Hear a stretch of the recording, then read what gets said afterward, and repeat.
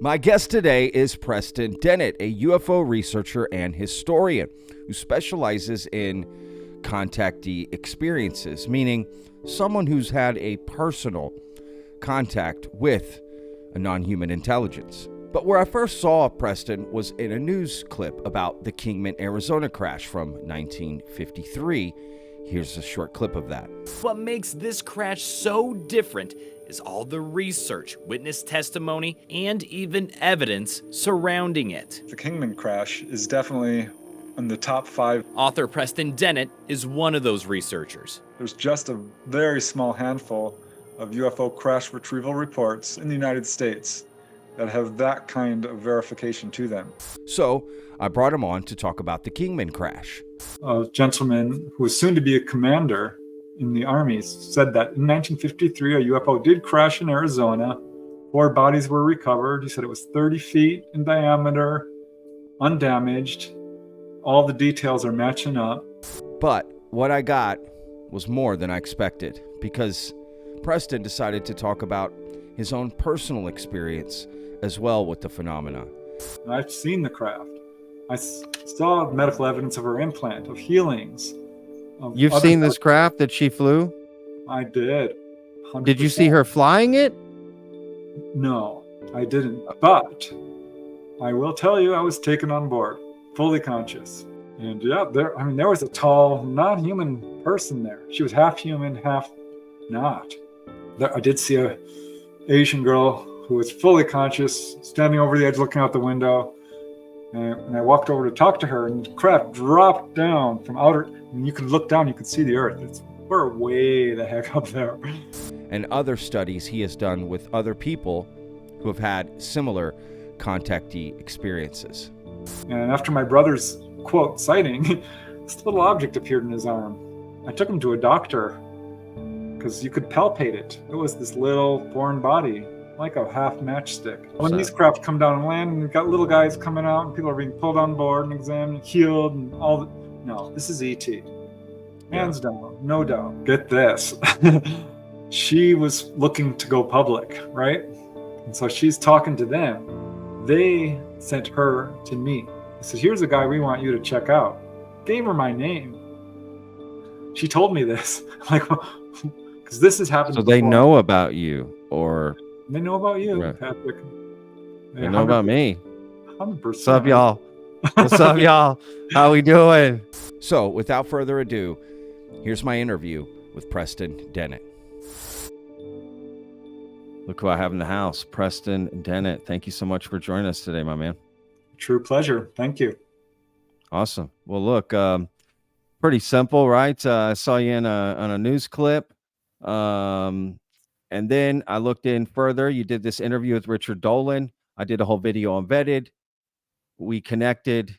Here you are. I'm so excited, honestly, to have you here to dig in further to this Kingman crash. But before we do that, I did want to just kind of talk to you a little bit about you, kind of like how you how you got into this topic. I love starting in that general question. I know it's very basic, but I think it leads to a further conversation. Yeah, just how did you get into this field of ufology, if that's the right word to use? Yeah. Well, I was kind of dragged into it against my will, kicking and screaming the whole way. Honestly, I did not believe in this subject. I was repulsed by it. Oh, wow. Just pretty darn sure that the stars were too far away and ETs could not be here. Yeah. Of course, pure speculation, pure assumption, and completely ignoring all the evidence. Did not know about it. But that, of course, all changed. And lucky for me, I was pretty young. Let's see, this was 1986. That would make me 21 years old. There was a report on the news about a sighting over Alaska. I'm sure you've heard of it. JAL Airlines, Captain Kenji Torochi. It's a real famous case. Oh my gosh, I feel horrible. I don't think I know that one. No, you probably do. Maybe I've heard it in passing. It's not clicking right now. I don't know. Yeah, it's a famous case. I can say that, where this Japanese commercial airliner was basically followed by a UFO for, 50 or 100 miles, about an hour. It was on their radar. The whole crew saw it. It's huge. It's a great case. This was on the Maybe I news. saw something on the Y-Files about this. Maybe Probably. not. I don't know. Yeah, probably, right? Like at some point, There's so many yeah, cases out there, it's almost impossible to keep up. There really it is. really is. It does sound a little familiar, especially with the whole flight crew seeing it. And it was you said it was a Japanese airliner? Yeah, commercial airliner. Okay. Yeah, okay. I think I just don't know any details more than Yeah. Well, that. the news. So you heard about this case in the news and you were like, Yeah, huh? Look at this yeah, pilot. He's crazy. yeah. He thinks he saw a UFO. Clearly, he couldn't have because they don't exist. And the news report was very tongue in cheek, very joking. Didn't take Yeah, it seriously. Awkward sure. laughter. The Yeah. whole way it was treated, especially back then. But it interested me because I remembered my older brother Mark said he'd seen a UFO. This was like 5 years earlier or so. I was maybe 14. And he came running into the house, I saw a UFO. And I'm like, no, you didn't. Didn't listen to him. But after hearing this news report, I asked him about it. And I was impressed. Now I guess I was ready to listen. I don't know. But he described it, your classic flying saucer with a dome and colored lights, silent treetop level, chased it in his car down the street. This is in Reseda, Southern California. Wow. He had 2 friends with him. He's like, talk to them. Phil and Greg, his friends. I'm like, yeah. They'll confirm this. So I did, and of course they did. Provided more details, and that kind of set the ball rolling because I found out my sister, soon to be sister-in-laws, both had some sightings. My sister-in-law saw gray ETs face to face. I had friends who had sightings very close up. People at work. I worked at a business office. One had missing time, another had an encounter with grays again. So, it literally hit home. It knocked me over. I was not happy. It was pretty upsetting. I felt a little bit scandalized because, this is not taught in schools. People I loved and trusted had basically lied to me by not telling me. It's kind of how I felt. Oh, that's interesting. Yeah, it took a good year to adjust. It really did. I started. You felt like they let you down by not telling you in a way. That's interesting. Yeah. But what if they didn't know the truth, or you mean their own stories, right, about it? Yeah. Okay, I see. I accused them, and they said you wouldn't have believed me. Yeah, I basically started asking all my family members, friends, and coworkers if they'd seen UFOs, and of course, many of them had. Yeah, and it was pretty upsetting because this wasn't being taught in schools. It wasn't being taken seriously in the media. I started buying books on the subject, hoping I could disprove what people I knew about were seeing. And of course I couldn't. The books were very convincing. And found out about MUFON, Mutual UFO Network, joined them, said, give me all your journals dating all the way back to when you started. I want to find out what's going on here. Became a field investigator, took their test to become a field investigator, which was pretty difficult, actually. They said, this is a take-home test. Take your time, do it. I thought, take-home test, this is going to be easy. No, It was not. There was a lot of questions on meteorology and cameras and all kinds of stuff. So astronomy, of course. But I did really well. I started investigating my own cases, and basically, I'm glad they weren't like, go find a UFO. You're like, this is going to be, I'm going to be here forever, right? Like, they were like, that's how you got to pass the test. You're like, oh my god, that's funny. Yeah, well, they did start referring me cases right away. So who knew? That's cool. That's great. Like local, I'm assuming, is that how it sort of operates, right? That's what makes MUFON so cool in that way, right? Got local people to send out. Okay. Once I had kind of sunk my teeth into this subject, it started to get even more fascinating because there's just so much to it. The UFO cover-up was really disconcerting. Really, So you were feeling it back then, even. Oh yeah. That pressure or stigma when you went out to investigate, if you will, right? Like pushback, maybe if you're trying to ask questions, or what does that look like MUFON calls you out to an investigation. Comedically, I picture like a bat phone in your house that rings and you go pick it up and slide down into, I mean, what does it look like exactly? Like you get a phone call and they tell you where to go? I don't know. In essence, yeah. We would have monthly meetings. We actually met. It was just a small group at this point, maybe 10, 20 people in the local back room of the bank where we would have monthly MUFON meetings, and the section director would say, okay, we got these 5 cases. Who wants to cover this one? Who wants to cover that one? Oh. Of course, my hand always went up, and I'm like, yeah, that one sounds interesting. Okay. So, yeah, those were the good old days. That was fun. That's kind of cool, right? That seems so fun and like exciting, right? Like monthly meetings, you get a case. I mean, God, do they still do this? If not, they should. Oh yeah, this sounds so cool. It's a bit different now. I mean, it's probably online now more, right? Right. Where that probably felt more cool. Like you're at a table, you get a file. There's like a physical. I don't know. I like that idea more. Yeah. Maybe I'm a little older, so I remember those days, the paper days. This was well before computers. Yeah. Okay, so that's cool. So you get the case file, and then what? You have like your own time to just investigate different facts or details that are in there, right? Chase down. Well, you meet with the witness, you give them the 20-page form where they check all the little boxes and do a little drawing and try to find out if you can get any corroboration. You vet the witness as best as you can and do all the fact checking, and all that goes into any investigation, really, with any subject. What was like the coolest case you got doing that? Oh gosh. Or the one I don't know, or one you remember, or I didn't get a whole lot of great ones from MUFON, honestly. There was one involving entities where the lady just did not want to talk to me. But I was getting my own personal cases a lot easily from first family, friends, and coworkers. But I have 5 brothers and sisters, and so they all have friends. And cool. You're like an independent PI, like do it. You know what I mean? You went out on your own. I like this. Okay, I built a network up pretty quick. Wow, of people coming to me, because in public people profess skepticism, but when no one's around, they'll come up to you all embarrassed.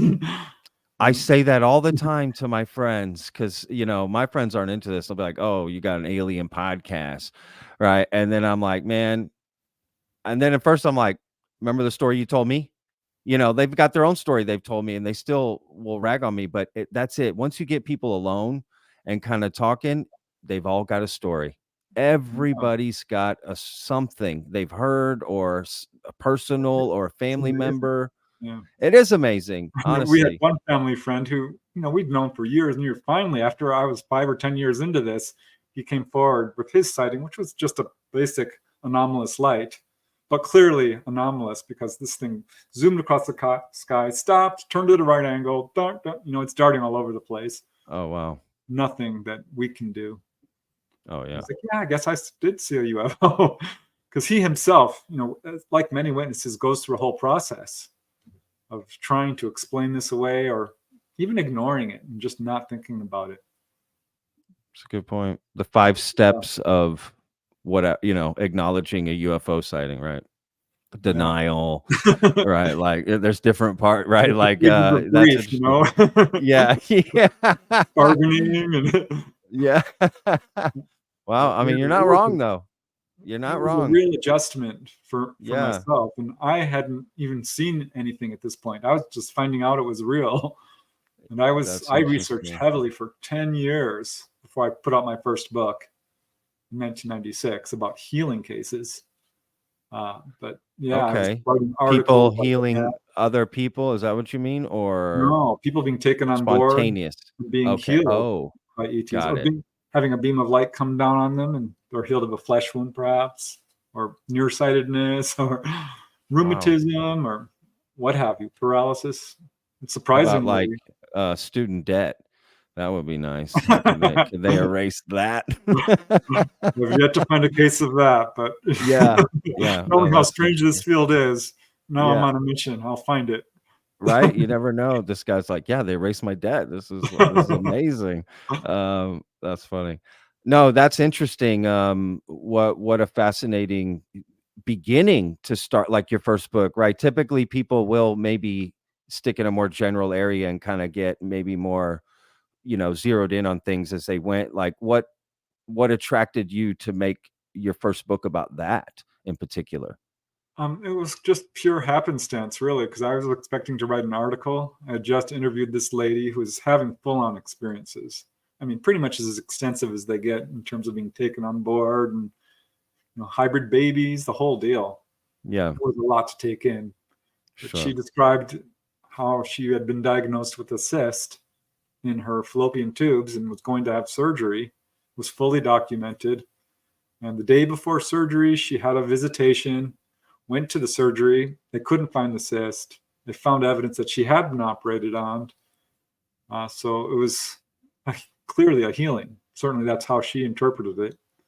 And I Wow. remembered, oh, well, there's those police officers in Damon, Texas, another famous case where a UFO came down, shone a beam of light on one of the officers and healed him of a baby alligator bite wound on his finger. Oh, wow. And another case in France from Jacques Vallée, who a medical doctor, was hit by a beam of light and cured of partial paralysis and an axe wound on his foot. I knew of a few other cases. I thought this would be a good article. By then I had, 50, 100 books and all the MUFON journals, and I was joining every UFO organization. There were quite a few. Yeah. So I found like 30, 40 cases right off the bat. There's Oh, no way this wow. is going to fit in an article. So that's Sure. how I'm like, oh, well, this would be a good subject for a book. It's never been covered before, not to this extent. Sure. Oh, that's Yeah. very cool. Wow, that's so neat. So where do you go from there with that knowledge, right? Like after this book, like, you know what I mean? Where do you head in this field from there? Yeah. Well, after doing that, I, had put together another book about, my family and friends' sightings, and actually sold the book, but it never out in bookstores. The publisher was terrible. This UFO healing book got accepted by the first publisher. But then I thought, let's try another, because I was investigating a wave of sightings this time over Topanga Canyon, my hometown. This is Okay. again in Southern California. And a bunch of people had called the police on June 14th, 1992, called the local newspaper reporting UFOs. And I mean, we had people calling about UFOs landing next to their house, chasing cars down the road, people being taken on board, sightings, of course, the whole deal. Everything. Yeah. Really active over June of 1992 through the next 2 years. And it was my sister-in-law who's, stepped in and says, this would make a good book. Like, I think you might be right. So this was a huge investigation. I mean, I contacted the police, gave them my number. They were referring calls to me. I was putting up flyers. Oh, Every wow. time I put up a flyer at the local bulletin board, it would get taken down the next day. I go back Oh, up there, put it up. Later, this Topanga is a small community, smallish, 8,000 residents. And people sure. started telling Oh, me, yeah. I went to a friend's house and I saw your flyer up on their wall. I'm like, oh, well, now I know who's taking it. But yeah, I got Yeah. lots of calls from people and basically collected about 50 or 100 different encounter stories and Wow. tried to Put that sell book that out. book. Uh, I had a hard time selling that book. I sent it off to Wow. 49 publishers before Llewellyn took it. It did really well too. And that kind of kicked the ball forward. And from that point on, it was, established me, I guess, enough to where I was able to contact publishers. And soon they were Sure. calling me like, we want a book from you. I'm like, really? Okay. And by this point, I was starting to get calls from radio stations and conventions and TV shows like Sightings and Encounters and others. So interest, I kind of caught the wave of when That's Whitley awesome. Strieber's book came out and Bud Yeah. Hopkins' book Intruders. And so interest in this subject was exploding right when I got into this field, which was, late 1980s. Sure. Well, how do you see, we'll move on here to the Kingman here, and I'll play a clip that sort of brought us together. But before that, like how do you see the feel differently now from back when you started? It's got a lot more legitimacy. I think now people are much more inclined to allow you to use their real name, to speak publicly. There was Oh, that's really, interesting. there was no talk in official circles whatsoever. It was Project Blue Book, which said there's nothing to it. Hoaxes, Yeah. hallucinations, misperceptions. If you saw a UFO, you're deluded. And that was basically it. Condon Committee said the same thing. Robertson panel. And there was a congressional hearing in the 70s, but that was before I even got involved. And nothing after that. Nobody would talk about this in terms of government. But that's changed. Now we're seeing it. Congressional hearings, we got senators, we got all kinds of people coming forward who are leaders in the community in terms of politics. Governor Pike Symington, Senator Russell from Virginia, Governor Gilligan from Ohio, Jimmy Carter, of course, and Ronald Reagan. Lots of people. I mean, it's being discussed in a very serious way right now, which is awesome to see. Of course, just sightings. We're not going to talk about contactees. That's still verboten. But I hope that one day that changes. That's an interesting point you bring up, though. That is true, right? I do hear that being mentioned. People were kind of excited that Lou Elizondo spoke a little bit about that in his new book, Imminent, that he brought up. That he used the term abductee or abductions or something along those lines, and they had counted it, and they were just excited that it was at least part of the conversation, because I understand it kind of splits there a little bit in the community. Some people, not for everybody, but for some people, or maybe even a public perception, or we're still getting over nuts and bolts UFOs and biologics, right? Like that's still in this program to keep it a secret, but under the iceberg there is a lot there. You're right. So yeah, I'm with you. I hope those voices do get heard one day, for Yeah, sure. because there's a lot of them. The Roper poll. The Roper poll of 1991 did a whole survey, found that about 1 in 50 people show the markers of being a contactee. It's far more common. Yeah, far more common than people realize. Wow. Okay, you're right. I did not know that. Well, look, I could do a whole podcast on that specific split in the community. I'm with you, and I'd love to have you back, and we can dive into other things for sure. That would be really cool. But I do want us to dive into this Kingman thing. But I'm going to play this video clip here that you'll be able to see too. Right, we'll all watch it here. Just part of it, part of this news clip that you're featured in as well, and then we'll jump in. Awesome. We'll do this thing here. All right.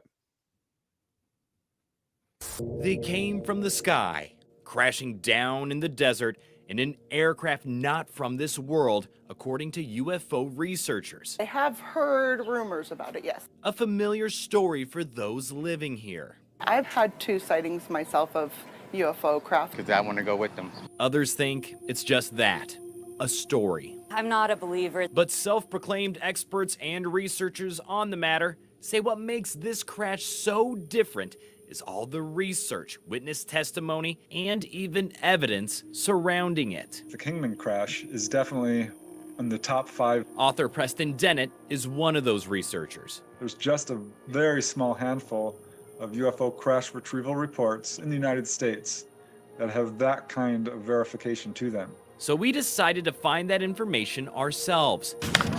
Going to the Mojave Museum of History in Kingman, combing through old newspaper clippings, sketches, and even redacted government documents allegedly detailing the crash from those who were there, including Fritz Werner. We now know him to be Arthur Stansel. The documents claim Stansel was an Air Force engineer who studied the impact nuclear blasts had on homes and buildings. He was one of 40 people transported to the crash scene in a bus with blacked out windows so they wouldn't know where they were. They were told this was part of a secret project. When they arrived, the report claims the UFO, measuring 14 feet high and 30 feet in diameter, was made out of unfamiliar metal plunged about 20 inches into the ground. And it was his job to basically determine the speed of this object as it came down based upon the gouge it made in the soil. And he estimated it was about 1,200 miles per hour. The craft itself was largely undamaged. Next to the UFO, the corpse of the so-called pilot, who was described as being about 4 feet tall and wearing a silver metallic suit. Surrounded by military police, the workers conducted their studies in the dead of night. It doesn't say how long they were there, but when they got back on the bus, an Air Force colonel who was in charge of the operation made them take an oath to keep this a secret. 20 years later, Stansel came forward, signing this affidavit, allegedly confirming what he saw. Then 50 years later, another secret about the crash was released by former Deputy Assistant Secretary of Defense for Intelligence, Christopher Mellon, between him and a senior United States government member whose name has been redacted, claiming people would be slack-jawed if word got out about what they know, writing the U.S. government seized the Kingman UFO. These craft are scooped up, taken to various Air Force bases, scientific labs, and studied intently to figure out exactly what we can figure out about how they work. Despite the reports and witness accounts, we will never truly know if what happened in Kingman that day is true or not. I don't think our governments are ever going to willingly disclose, really at all. Dennett believes with more people and former government workers releasing classified information, we are getting closer to answers. It's certainly movement. It's certainly movement. Great line there. Yeah, well, great job on the show. It's a nice little piece put together, about the crash. I think it gets people just more, if they want to dive in further, right? They know what to look into if they want, which is what I did. And listening to a podcast you did with Richard Dolan, which was phenomenal, the whole thing. But one part of it, you talked about Kingman in there. So, I mean, I guess, first of all, just how do you feel that news segment went? Like when you saw that, you were happy with? Yeah, I was. Yeah. I'm always a little bit nervous when I do interviews for particularly TV, because I have been edited to say pretty much the opposite of what I was trying to say. Some of these shows don't have a good reputation. So I was a little bit nervous about it. I mean, once I was on a news program showing a UFO landing site, and they said, "Are these landing traces pointing at gopher holes?" I'm like, "Well, no, those are gopher holes." And they said, "Well, would you point at it and say it's a landing trace?" I said, "Well, no, I'm not going to do that." And they tried to trick me. Said, "Put your fist in there, and we want to get a picture of you putting your finger in there." I'm like, "No, I had already learned the hard way that they can be a little ruthless." So, so I was really surprised to see that this was a very serious news report. They didn't chop me up or edit me. Of course, they interview for you for a while and use only short clips, which I understand. It's TV. But they did a good report. It was serious. They got some new information. I think it's a legitimate case that deserves more attention. And I was very happy with how they put it forth in a serious way.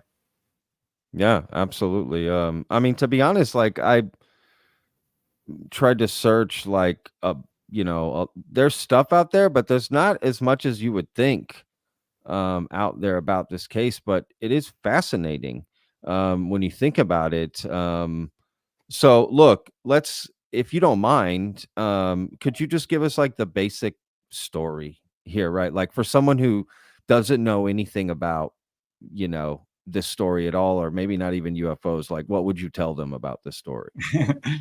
Yeah, well, there are some contradictions between the various testimonies, but a basic outline is what we know, that on May 21st, 1953, this craft apparently came down not too hard, because it was largely intact, just outside of Paradise Valley, Kingman, Arizona. It goes by either of those names, the Paradise Valley crash or the Kingman UFO crash. Oh, okay.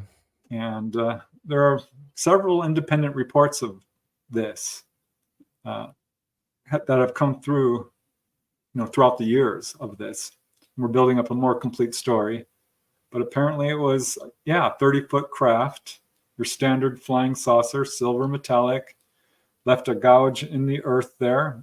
A group of scientists was sent out to study various aspects of it. Of course, Fritz Werner, aka Arthur G. Stansel, his job was to study the gouge in the earth and determine how quickly this craft came down, from what height, what speed, and so forth. But others were there to perhaps photograph it from the inside or the outside, or everyone had their scientific discipline. Everyone was brought out there in a bus with blacked out windows and told not to talk to each other and just to perform their various duties, which they did, and then had to sign a secrecy agreement, and off they went. And most of them, of course, didn't talk about it because there were 40 people, I believe, 40 men. I don't believe there were any women on that bus from the eyewitness testimony, who basically have kept quiet up to this day, because we've only got a couple of testimonies, or really it's just Arthur Stansel in terms of whoever was on that bus. But we've got some secondhand reports coming in from various people. I mean, the first break in the case actually came from Richard Hall. He's a very well-known researcher for the National Investigative Committee of Aerial Phenomena, NICAP, who was giving a lecture, and he said that he had someone approach him. Let me see, this was in 1964. A gentleman who was soon to be a commander in the Army said that in 1953, a UFO did crash in Arizona. 4 bodies were recovered. He said it was 30 feet in diameter, undamaged. All the details are matching up. And Richard Hall said he could not imagine a less likely hoaxer. Direct quote. So that was the first we ever really heard of it. But Raymond Fowler, Oh, that's interesting. really broke the case. So that's when that first story of the 1953 case sort of was in the public realm, was that moment. Yeah. 1964, he said. Yeah, it was trickling in little bits. Or little bits. Yeah, for sure. Okay. But Arthur Stansel, I think he's a good witness. You know, he's got an unimpeachable resume. Ray Fowler is a very thorough, very objective researcher. Now, there's a lot of researchers out there who I'm going to put in quotes as researchers. Yeah. Because, you know, they're cherry picking, they're shoe fitting, they're pushing a narrative, they're debunkers, perhaps. Sure. Or just there to make a buck. Not Ray Fowler. Yeah. He's a good guy. I trust him. His research has stood up. He's never, gotten any complaints about his research. And he found this guy. He was approached and did not want his name used. Went by the pseudonym Fritz Werner. Of course, like I said, we now know him to be Arthur G. Stansel. He signed an affidavit. You saw it on the news program there. Yeah. He described this in great detail. He was apparently working under another relatively famous figure in this field, Dr. Eric Henry Wang, who was the head of the Department of Special Studies, and apparently was one of the guys in the know. But the reason Stansel got involved with this is that he was an engineer manager at the Air Material Command at Wright-Patterson. So if you know anything about this field, Wright-Patterson, Ohio, is the clearinghouse for foreign technology. So if a Russian plane crashes, that's where it's going to go. If a UFO crashes, it's going to go there, or at least part of it. And there's been a lot of research into Wright-Pat, and it's tremendous. So he was already connected to all of this, and that's what got him to this site, because I believe he was actually in Arizona at the time. So it was convenient to just ship out. Have him there. Yeah. That is kind of an interesting thought. Like these 40 scientists on this bus, they were all local there, or they flew them all in from different parts, I guess. Yeah, we don't know for sure, but probably it was, time is of the essence in these kinds of cases. So they bring people in who are there and ready to go. But I said this was a classic saucer. Actually, no, it wasn't. According to Stansel, it was more of a teardrop sort of almost like a streamlined cigar, he said. But he said that there were little, Streamlined cigar. Okay. uh, Oh, I see what you mean. I think kind of, I don't Yeah. know. People always have a little bit of a difficult time trying to describe something that they've Like never a seen. gum wrapper, not, you know what I mean? Like a, but without the ends. I would like I to don't, talk to I don't Stan know. Solomon I don't, and yeah. get a Wow. little bit of a better. What was the year that he came out with his pseudonym? I saw this interview he did where he's in the shadow of this doorway. And is that the first interview? Gosh, I don't know what year that was, but it would have to have been probably Maybe 70. 70s, Yeah, 70. I think the affidavit, I don't know why I remember 73 on it, but I could be wrong. I don't know. yeah. All right. Well, I'll put it in the final edit. So we'll look really smart when that comes out, like we do, you know, right then and there, that date. But he was No, told that's not to look around though, but he did. He got a little nosy and said that he did glance inside this craft and did see a dead body, 4 feet tall, in a metallic suit. The yeah, ET seemed to love wearing these tight-fitting jumpsuits, and that's what he it's saw. true. Dark brown And skin, apparently burned. just one, right? I One believe body. he saw one. Yeah. So, I'm sorry, you said skin burned or what? yeah. Well, he said it was dark brown, so apparently burned. Hard to say for sure. It's not the pale skin that we often hear with, grays. Didn't have a whole lot of detail to it, but it's certainly, I think, an important testimony, given that he clearly wasn't seeking attention or money, of course, but felt it was important enough to get the story out. I think that's the motivation for most of these whistleblowers, because they're coming forward at great personal risk sometimes. Sure, especially at that time to come forward with the story, so he sees the craft, or they all see the craft, but he takes a peek inside, sees this body, and like, what else is there anything else that happened at the site or something? Like, what did he's like walking around with a clipboard, like, or yeah, as far as we know, he was just taken to the site, got to see the gouge that it made. He made measurements, tested the soil. He took measurements, tested. So okay, so he was actively there for some time. Got it. Oh yeah, and then he was marched back into the tent where everyone was kept until it was time for them to come out and do what they had to do. But he said that this, I have a direct quote here, I think. He said that this object, let me see, I have it right here. It was an unfamiliar metal which resembled brushed aluminum, he said. And also that this was definitely not anything from Earth.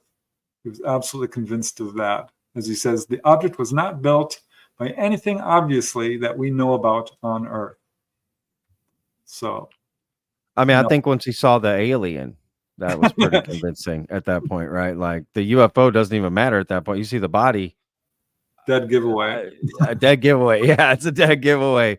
No, that's interesting, because I remember in the interview that I saw of him, where he first came out, right? He's in the shadows. He said, like, he did think at first, oh, this is just our own advanced tech. But as he was there longer and clearly saw more things and learned more things, he came to the conclusion you just said. And remember, no one else. Oh, sorry. Go ahead. Well, yeah, he's a scientist. He's not just some guy off the street. Yeah, he's someone who absolutely knows about aeronautics and engineering. So yeah, and brought out for a reason, right? A specific reason, to this. Were there any other people on the bus that have come forward, or he is the only one? As far as I know, he's the only one. Not to say that there isn't more information, because researcher Leonard Stringfield, who's very well known for crash retrievals, did apparently talk to a witness who provided the same description. So this may have been another guy on the bus.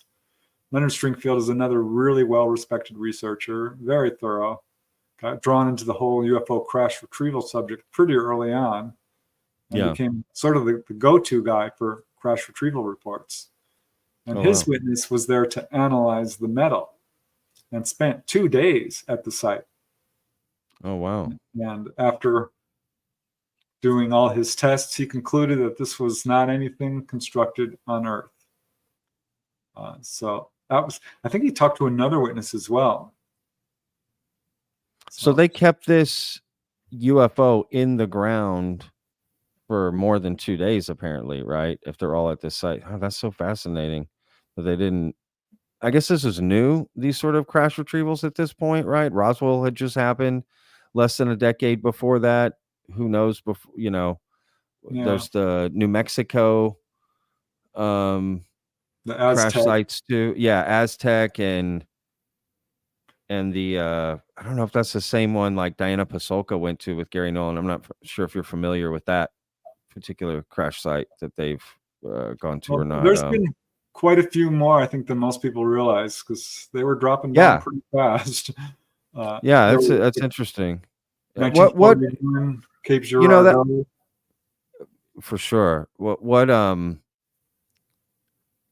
is the story that, or what potentially is the theory that what brought down this UFO in Kingman? There are no reports on what actually brought it down. There was one guy who, I'm not so sure about this report. I believe, gosh, I'd have to look this one up, who said that it was gifted in essence. I've heard that before. Donated. I've specialized most of my research on contactees and people who've had direct interactions with ETs, alleged ETs. I think they are ETs. I'll just say it. I think that's what we are dealing with here. Sure. But some have asked about this, and no, ETs do not give their technology to us, especially considering, we've got a long history of abusing technology and using it for warfare and so forth. So I don't know the reporting on, gifted UFOs is very credible. It's an interesting idea, but no, I'm on the other side of the fence with that one. Given Arthur Stansel, right? Am I saying his name right? Yeah, Arthur G. Stansel. Yep. Arthur G. Stansel. Given his speciality and the reason he was actually brought out in that bus, isn't it fair to say maybe it had something to do with a nuclear? I keep saying that word wrong. I'm trying to say it right for everybody because I get in the comments all the time. I can't say nuclear, right? Nuclear. Oh my God. Nuclear. I don't know. I don't even want to say the word anymore, man. I get so much hate in the comments for that. But regardless, like, wasn't there a blast that went off potentially nearby that could have caused some, I don't know, like, right? Or why bring him out? That. I would have to look that up. Because I dug deep, finding whatever information I could find. And like you said, there's not a whole lot. But with the vast majority of crash retrieval reports, it's maybe a single witness. And let's face it, it's pretty much all anecdotal. So for there to be anything that's documented in any way or to have multiple witnesses of any kind is a step up from the vast majority of these cases. Roswell is an outlier in that you've got hundreds of witnesses. I mean, it's absolutely undeniable. They've tracked that case from the people who saw it coming down, people who saw it on radar, people who guarded it, people who transported the wreckage. I mean, they got this down. It's unbelievably well documented. Yeah. That one rises well and above the rest. Sure. But this one is right there in line. Like I said on the news report. Very interesting. Just a handful of cases that have multiple corroboration. And certainly this Kingman case is one of them. Because, Richard Hall, Ray Fowler, and Leonard Stringfield had another gentleman who he interviewed who said that he was a guard who actually guarded this. And at the site. And he was at Wright-Patterson too when crates of material came in. And he learned that there were 3 humanoid bodies. This is what his information is. Again, 4 foot tall, large heads, brownish skin. It says each of these bodies was packed in dry ice to preserve it. And one interesting detail, he says one of these was female, one of these alleged smart, short humanoids. So I'm not sure how he determined that, but I was going to ask, how did he determine? I guess in the normal maybe way you they would. had similar characteristics to us that might, designate well, according that to biology. contactees, they absolutely do. Slightly wider heads, of course, bosom, if I may use that term. Yeah, sure. But yeah, that's a pretty safe term. A lot of people would have used way other terms. So no, you're good. You're good. That was very respectful. No, that's wow, that's fascinating. So what happens to this craft after? Right, it leaves the site. You're saying it goes to Wright-Patterson Air Force Base? Yeah, and the probably bodies? shipped out into various scientific labs. Wright-Patterson is probably the first. Well, what do you mean? That like they broke it into pieces? This thing? I wish I could tell you. Well, that's interesting, right? Because this one was essentially, according to the reports, largely undamaged. That's what I mean. Like it landed intact, if you will, right? Whatever that means. Roswell, it was, the whole outer hull apparently was snapped off into a million little pieces. And all the wreckage spread out everywhere, right? So this was different. This was like it's in the ground. It's just stuck, just stuck in the ground. And yeah, that's interesting. I wonder if they. Yeah, that's so interesting. So if Arthur Stansel was able to peek in, that means that he saw the inside of the craft, meaning they had access to the inside of this craft. Right. Yeah. Right. Apparently the door was interesting. Open. Yeah. That's interesting. I wonder if how that worked. The door closed. This is the things I like thinking about because I'm just like trying to piece together. I'd be so fascinated with every aspect of it. That's so interesting. What about like Arthur Stansel, coming forward, right? This other witness potentially that was on the bus that was studying the metal, the guard, because like Roswell, we know for a fact something happened. Now, the explanation is where the conspiracy or whatever, people talk about, but it is built around, and I mean, it's newspaper, like something happened right that day.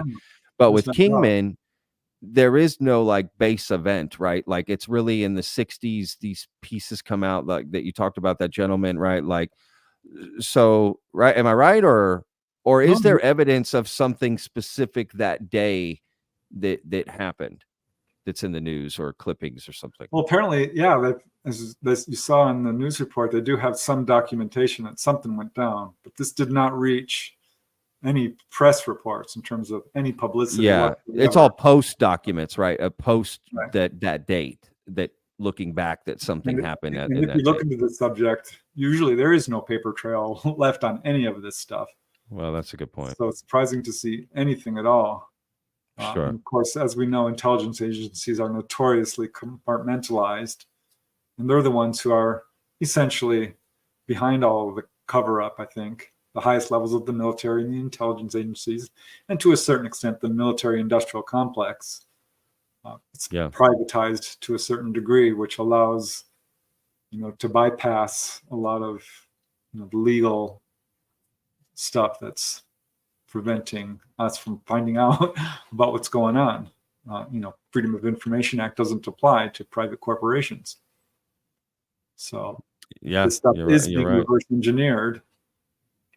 That's what's, and even to classified information, right? FOIA, they can get around FOIA so easily in any way they want, really, in a lot of ways.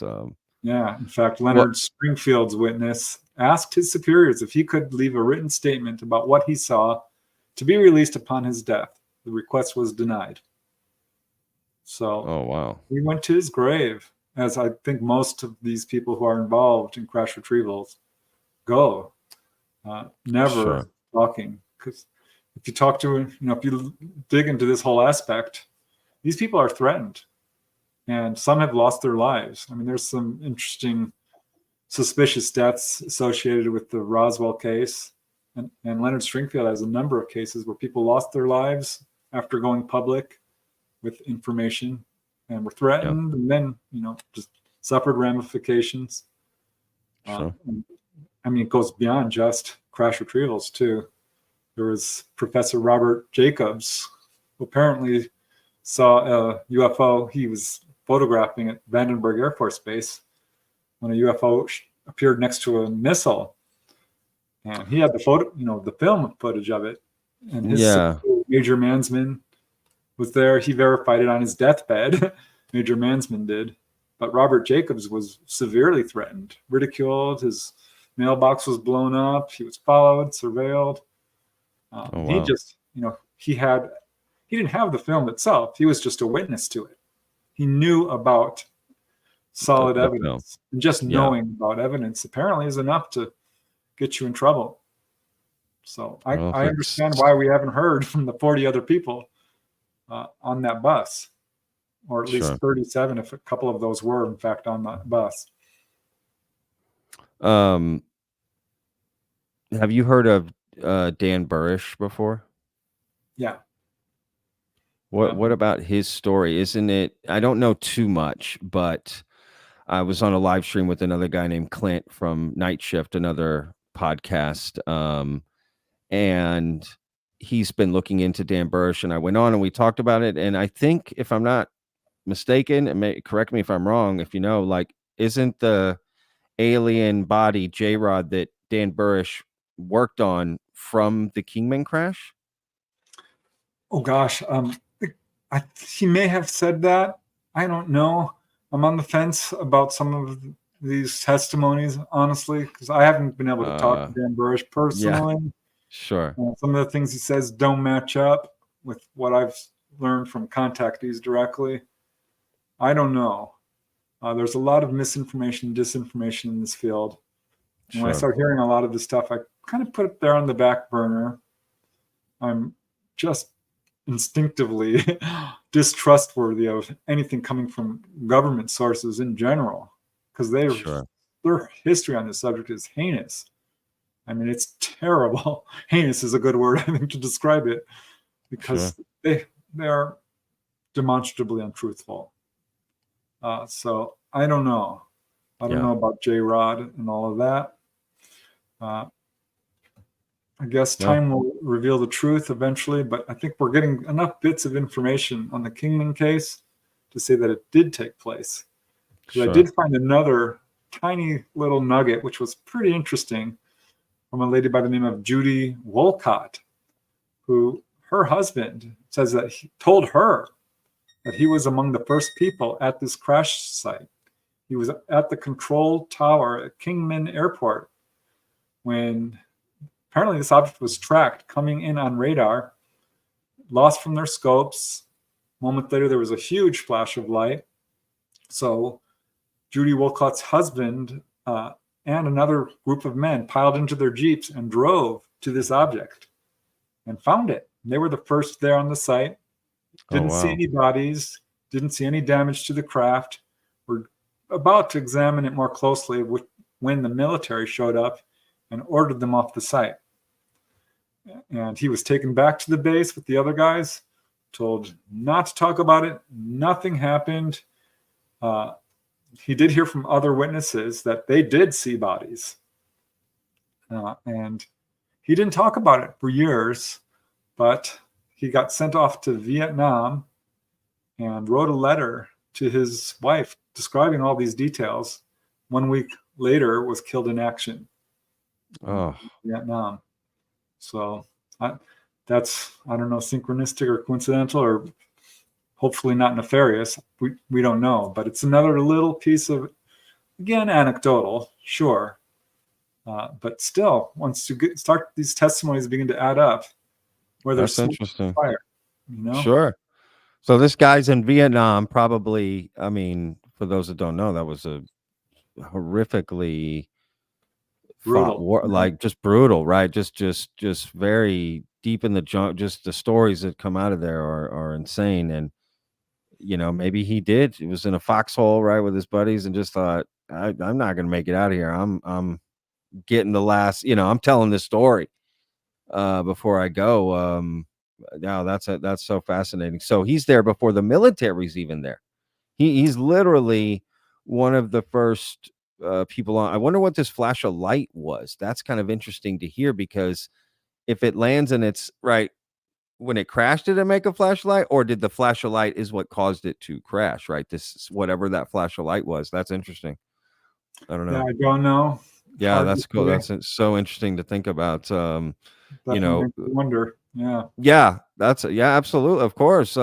What do you think is, have you heard anything about what is up with these bodies now, like where they are now, or if anything, or the pieces of material from this crash or anything? I don't know.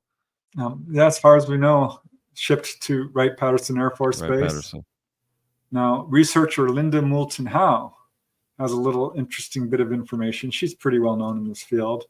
Oh yeah. And she says that on April 9, 1983, she was taken to Kirtland Air Force Base and met with now infamous Richard Doty, who's on the lecture circuit, a pretty much self-proclaimed disinformation guy who says, Oh, I know who he is. now Yeah. come clean. But Yeah. she says that, this is Linda Moulton Howe saying this.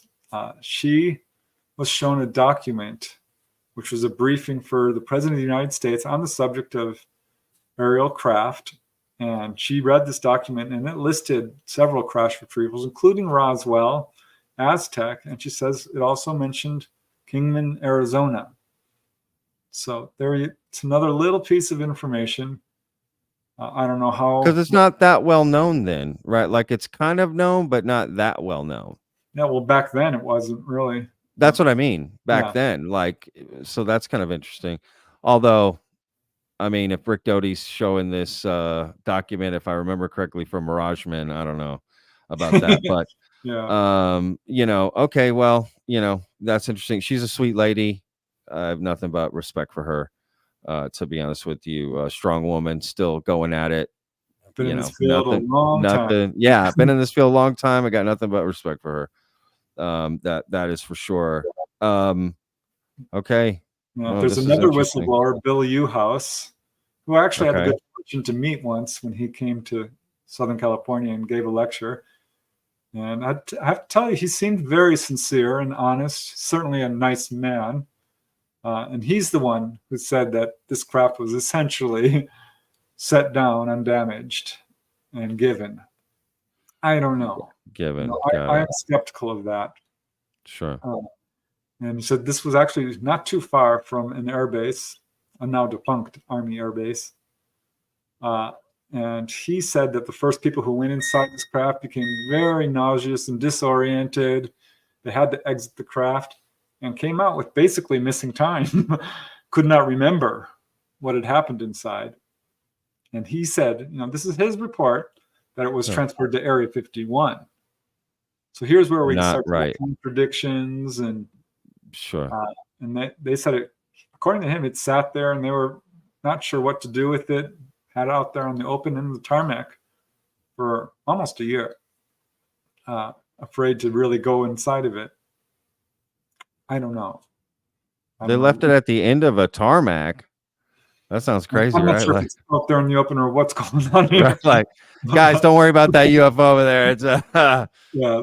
Some of this doesn't add up to me. Yeah, so for sure. When you get into this field, you start to get disinformation laid on real thick to muddy the tracks of an otherwise legitimate story, which is a very clever method. These folks behind the cover-up know what they're doing.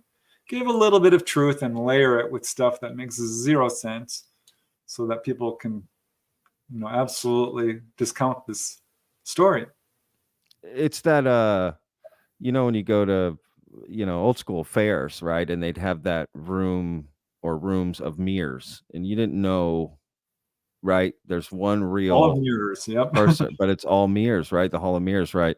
It's essentially what it's like there is one reality there, but it's hard to tell which one's the real one. They all look legitimate. Like it is hard to it's hard to be like, oh, this story is BS, and then take another one seriously that's almost equally similar to some extent, right? Like it becomes very difficult. Like, well, that can't be the standard. So how am I supposed to initiate these events, and not just the event, but then the details that come out about, said event from people. All right, yeah, no, this Kingman thing is fascinating to me, for sure. Somewhere there's Arizona, their craft, I think. It's there.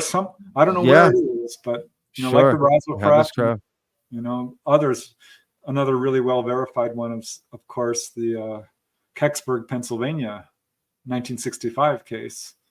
There's a lot Okay, of witnesses to that one as well. One in Cape Girardeau in 1941, I think it was. We had a reverend. 41. Yeah, well before Roswell. Wow. There's far more of these cases than certainly the general public knows.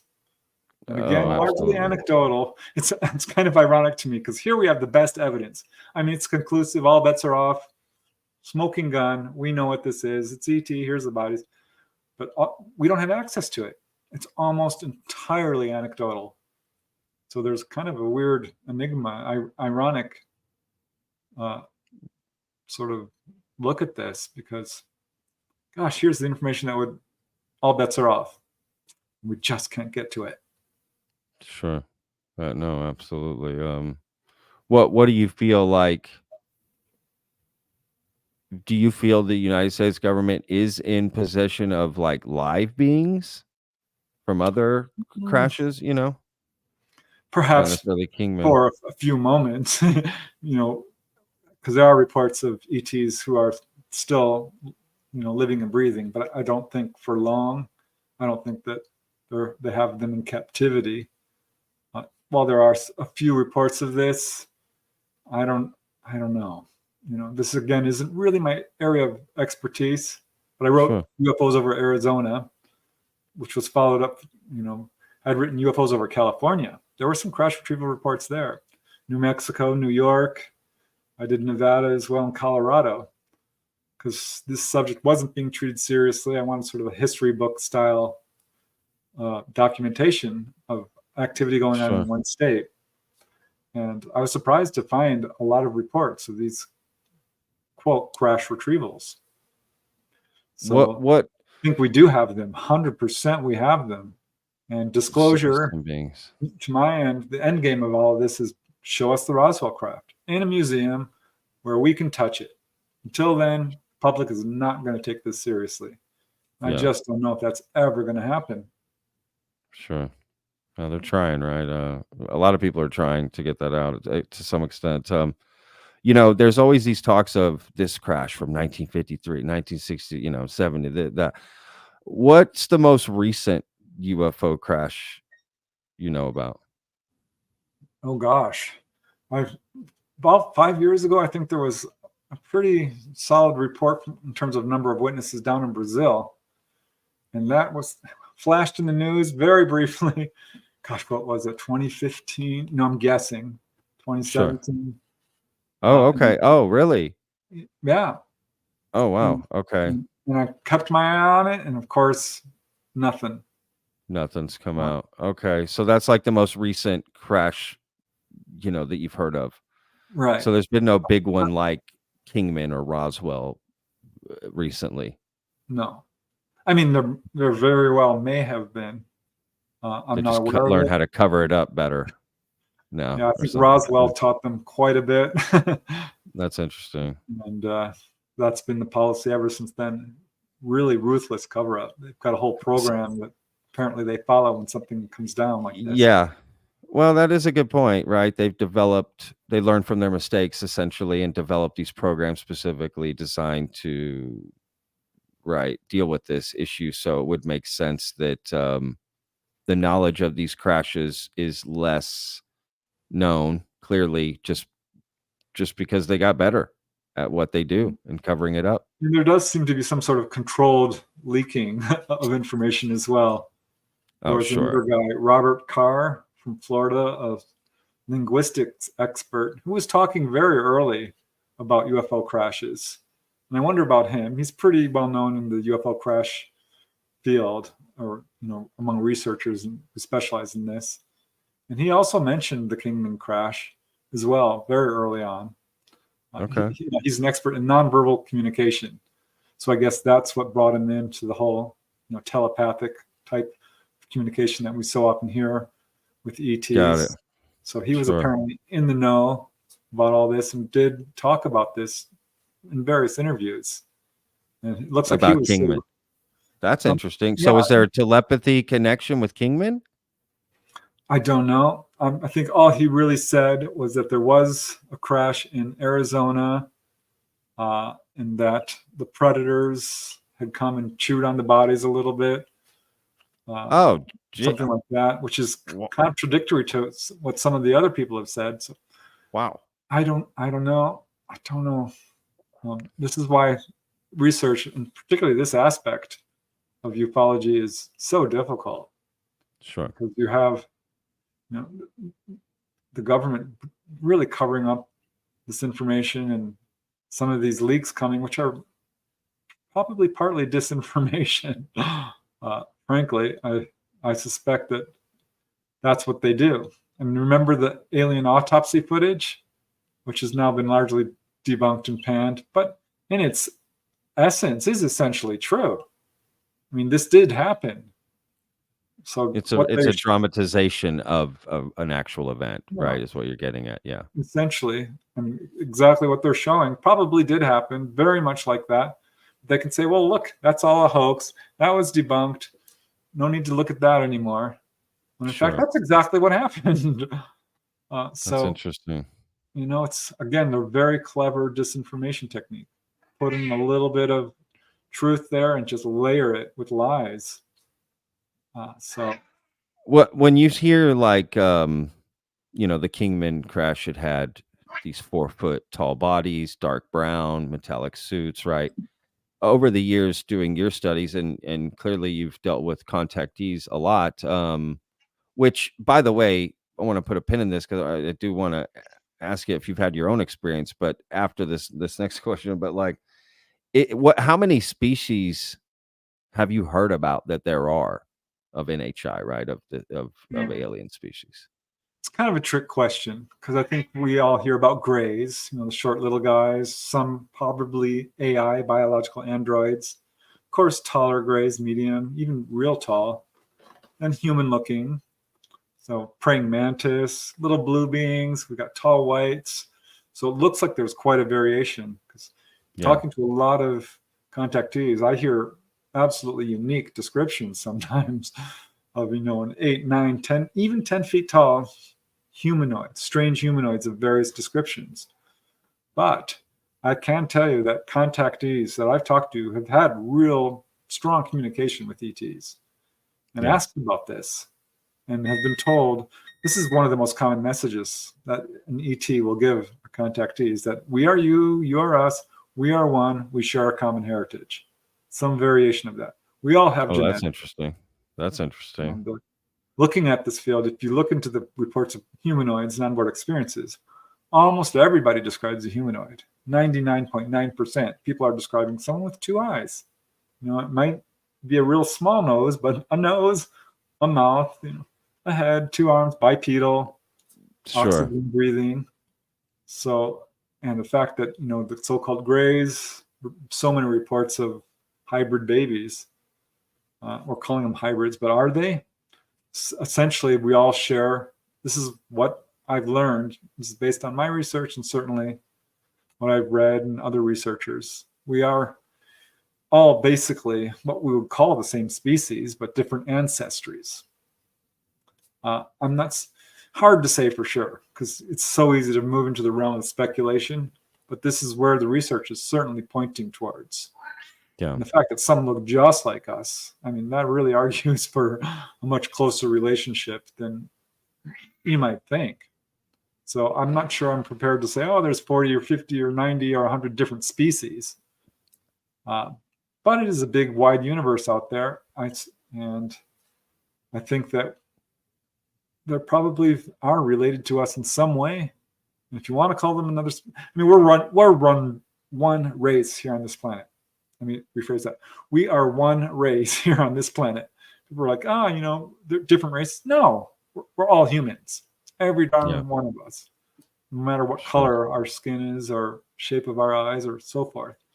And if you look at the variation on this planet, it's astounding. I mean, all the way from the little pygmies to the Watusis and Eskimos and Asians and everybody, Latino and so forth. You could line them all up, and the variation is amazing. And stick a gray in there, here and there, they'd fit right in. You would not know if you put them in the right order. So, yeah, I think we're pretty much all people. I guess that would be the best way of putting it. They're just a little more advanced than us. Little bit, right? yeah. Potentially, yeah, a little bit. That's one thing most researchers do agree on. You can argue about origins and all you want, but boy, these craft can fly circles around ours. They are craft, they're metallic. They leave radiation readings. There's imprints in the soil. People have these various theories about what we're dealing with here. Everything from interdimensional to an intelligence that's wearing different masks. And I'm still in the ET camp. Just based on the evidence, I think the ET explanation by far is not only the most logical, but absolutely can account for pretty much all the evidence we got. Whereas these other theories fall short. Like what other theories? Like what do you mean? Well, Jacques Vallée in particular has popularized a theory that this might not be ET as we would think of it, but an interdimensional intelligence that masquerades as ETs and can perhaps be fairies or what have you. Yeah. And I've looked into this. Of course, reports of little people are in every culture across our planet, stretching back millennia. And I suspect that there are interdimensional entities out there who share some commonalities with what we would think of as ETs, but aren't ETs. A lot of stuff gets put under the UFO umbrella that really doesn't belong there. And Vallée is saying, this isn't ET at all. And his argument is there's too many landings. It's too strange.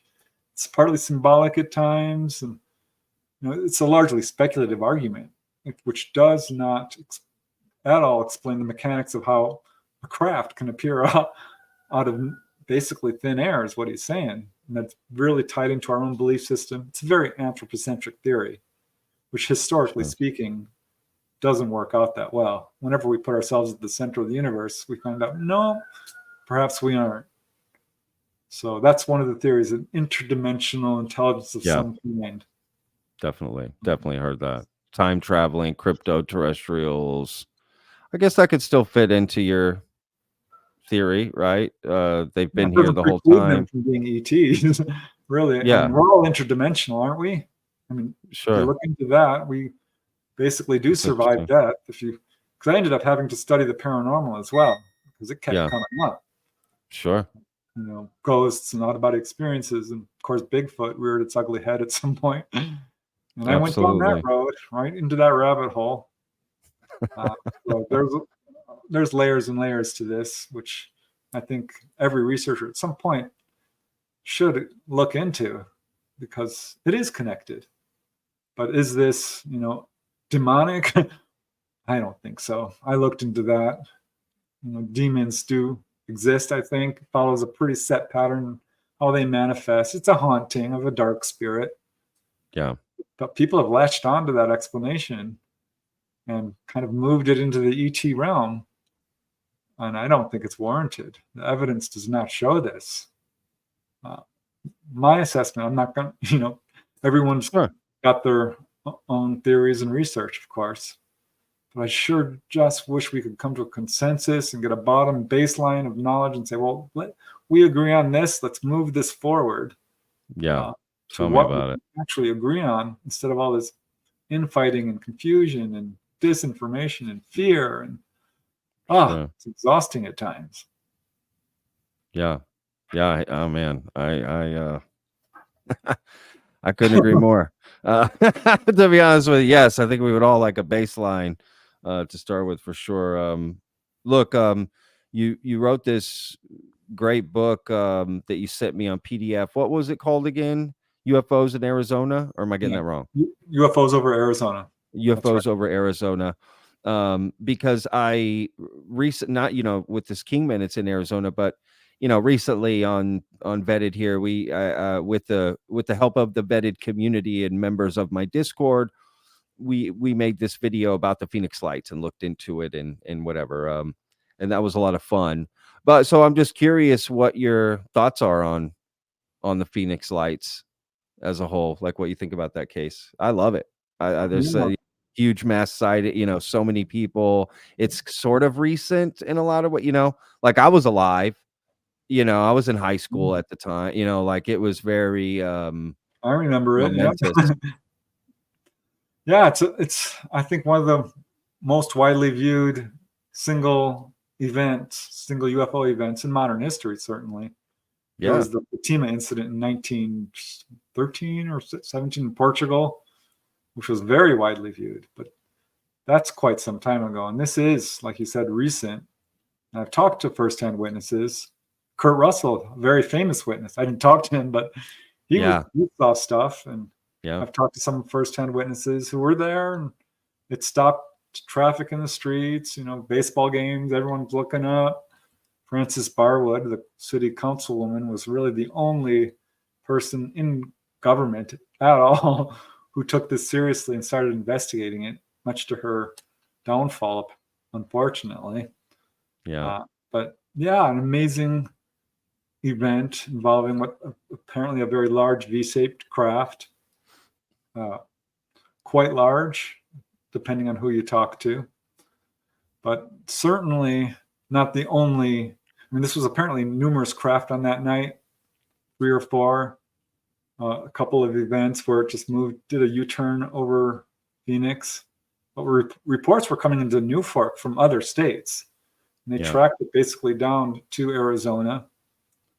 Now, there's a lot going on with this case. I mean, you could talk for hours about it, because there's some reports that this could be basically a hologram and part of a false flag operation experiment, which is not something we can fully discount, because if this is that large of a craft, we know that if it gets too low, it's going to blow out, electromagnetics, and there's no reports of that. So I wonder if some of what people saw that night That's interesting. Something else, and some was the real deal. Yeah. I hadn't heard that hologram before. Even through all we looked at, I hadn't heard that before. That's interesting. It's in there. There was a report in the MUFON Journal where an expert put forth that theory, which, since we don't know, we have to take these reports seriously. Sure. Dr. Lynn Kitai, it's Kitai. I talked to her directly. She's the go-to gal on this. And she I know who you're talking about. Yeah. Yeah. She saw stuff well before this started. There was a lot of activity going on. She photographed it. There's no doubt. She made a documentary. Oh, yeah. Very good. About it. Yeah. She made a documentary. Yeah. I featured her. I showed her in the video too. Yeah, for sure. The governor changing his story. Yeah, he saw it, lied about it for years. Yeah, that was interesting. I understand he's in a position of government. He may have been threatened. I don't know if he said that, but I wonder about it, because apparently one guy did get footage of it, and he disappeared. He absolutely disappeared. Oh, wow. I looked into the whole Phoenix Lights case. Bill Hamilton wrote a book on it. I talked to him personally as well. An amazing. I suspect it was a display, what researchers call a display, because UFOs in general are evasive to a certain extent. They're not flying around all the time like, here we are, but they will put on a display, a publicity stunt, announcing their presence. You made me just think of something right now, Preston. You made me just think of something right now I got to ask you about here. Let's pull this thread. So that's an interesting point. Like, they're not just all flying around all the time. Where are they when they're not being spotted? Where, is there like a landing pad or a hangout or a base or? Yeah, well, we don't know. If you talk to the contactees, basically they are able to travel interstellar distances in a snap, instant. So they can be on their home planet or whatever, and boom, immediately be here. Okay. There are reports, of course, of giant motherships, Dyson type spheres, and things like this. out Sure. perhaps in our solar system or even beyond. But as far as What bases, is it, Planet 9 or I don't is know. that it? Or yeah, okay. No, that's interesting. I mean, you made me just think of that. It was like, yeah, where are they when they're not, flying around or crashing or whatever? I know there's a lot of them because, we have MUFON and Newfork, the two major reporting centers. And historically speaking, if you look back at it's 10, 20 reports a day. And if you talk to any researcher, and Totally. they'll tell you if you ask them how many people Tons of do sightings. report their sighting, I'll be real generous and say it's 1 in 10, but it's closer to 1 in 100. I would agree with you. So if you extrapolate that from like Newfork, 1 in 20, or 20 per day, times that by 100, that would be 2,000 reports a day. I would even say it's A lot. less than that. I would say it's probably like 1 in 1,000 or something, because I've never met anyone who's told me they reported their sighting, but I've had tons of people tell me their sightings. Exactly. I've learned to Never ask. had anybody say, "Oh yeah, I reported it," right? Because everyone's just like, "Well, who am I going to report it to?" Especially if you're not, into UFOs or follow it or study it or care at all. I think there's so many people who have had experiences and sightings who have never come forward. And I believe the vast majority, is under the iceberg still of people who have 100% had, agree, because I've interviewed hundreds of people, and I always ask them that. I'll say, hey, did you report to MUFON? And they're like, Moo what? Yeah, yeah. And I'm like, did you call the police? And the police, what'd you call me? Yeah, the police, we'll laugh at them even, or hang up on them. Some will take it seriously. Yeah. One lady, she told me she called the Air Force. They came over, full on suited officer, very interested. Okay. Took the whole report. Never heard back from them. One guy called the Air Force and they said, no, we're not interested. Called him back. This was before we had call waiting. He's like, how did you get my number? He called them. So they had call waiting, or, caller ID rather. So they called him back and they wanted to know everything. Wow. Apparently they did research what he told them and got other information. So that's interesting. Yeah, sometimes the Air Force does listen to people. Sure. But yeah, most people. That's why I think some police stations will refer you to MUFON or Newfork. I put my name to the Lost Hills. That's kind of cool. And they were giving me cases. It should be that way. That's how it should be. Every 911 should have a little thing that they refer people to if it's not a direct emergency, if they're just trying to report. I don't see anything wrong with that. They should have a UFO office. Yeah, I mean, you're right. Absolutely. For reporting, should be studied officially, and it is. I agree. It's behind the behind the paywall or wall of secrecy there. Sure, but they take it absolutely 100% black budget serious. This is a very serious subject. An enormous amount of time, money, and effort is being spent on this at the highest levels. No doubt about it. It's so weird because it's like we know we have advanced tech and we know we're trying to hide that, right? Just our own advanced tech, right? Just whatever we're creating, from tanks to new uniform to the right. There's always some advancements in all kinds of different lanes. And then, right, this technology that's otherworldly, it fits in there too. So when you hear the argument of, well, it's all a psyop to cover up our own advanced tech, yes, that seems very, likely for some of it, I'm sure. But for everything, for all the sightings that people have all over the world, like that's not fit. That doesn't work. Right. Exactly. It's like that seems far more improbable to me.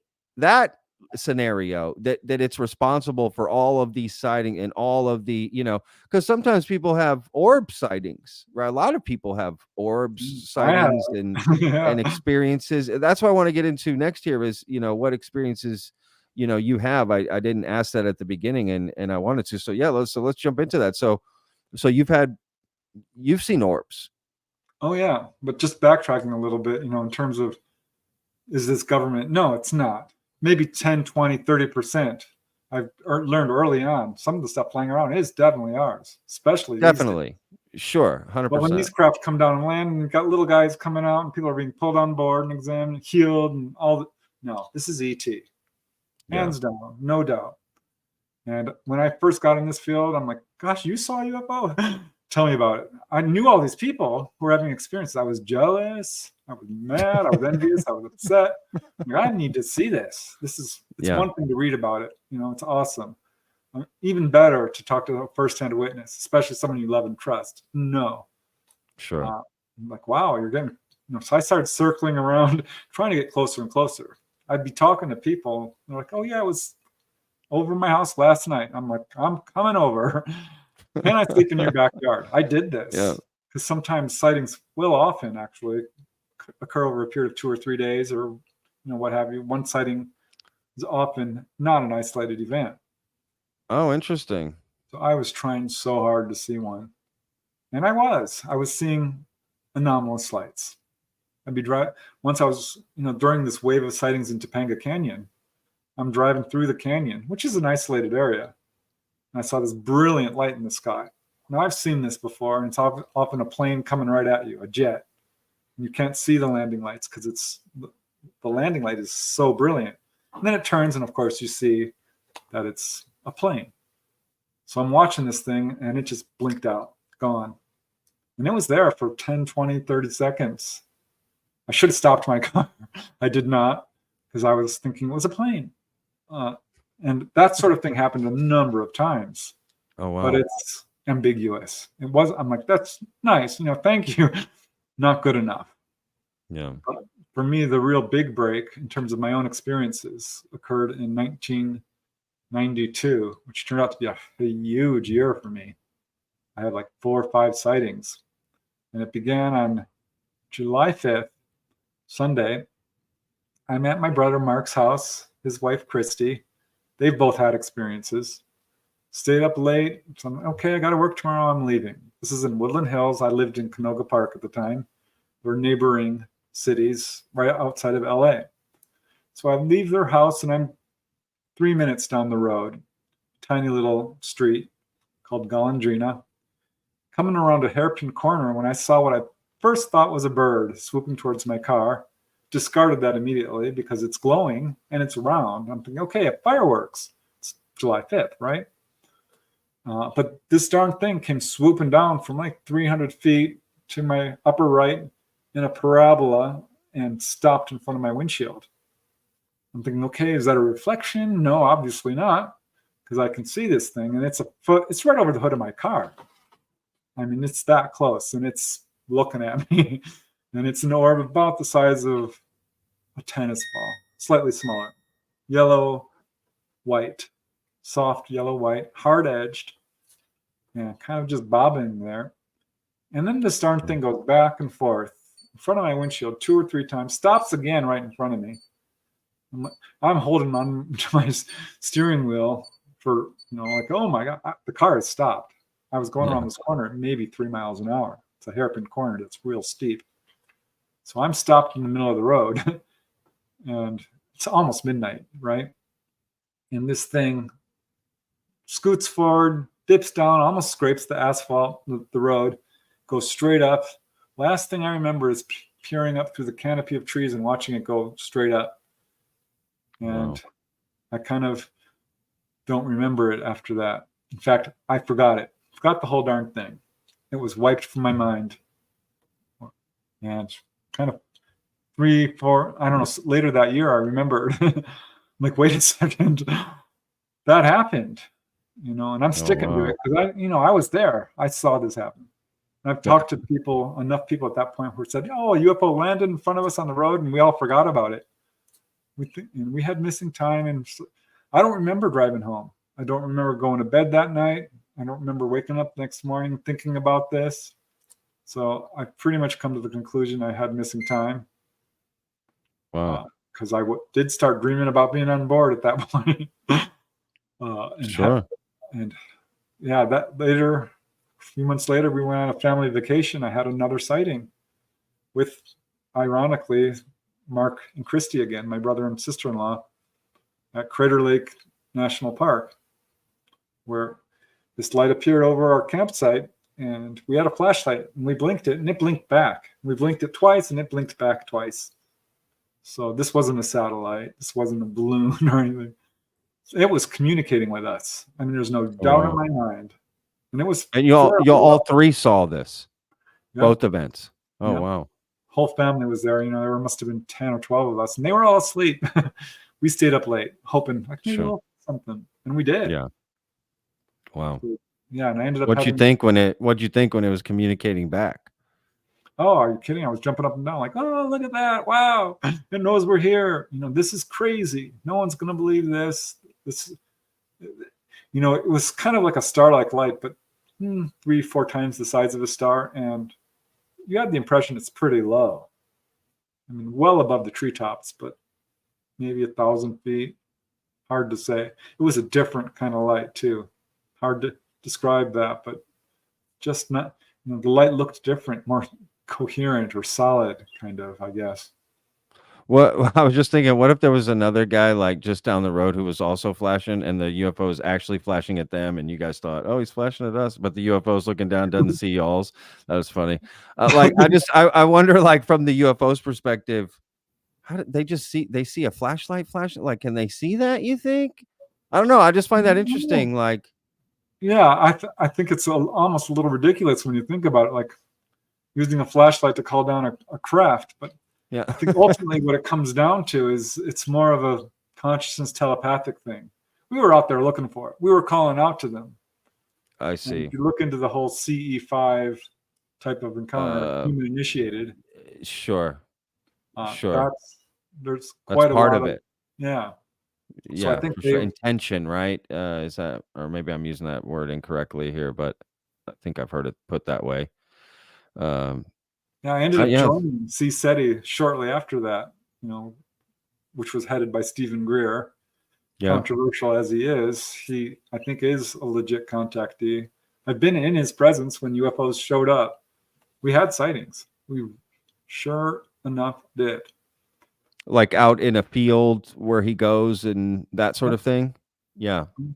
Yep. How does that process work? Like, are people standing up? They sit down? Is it like...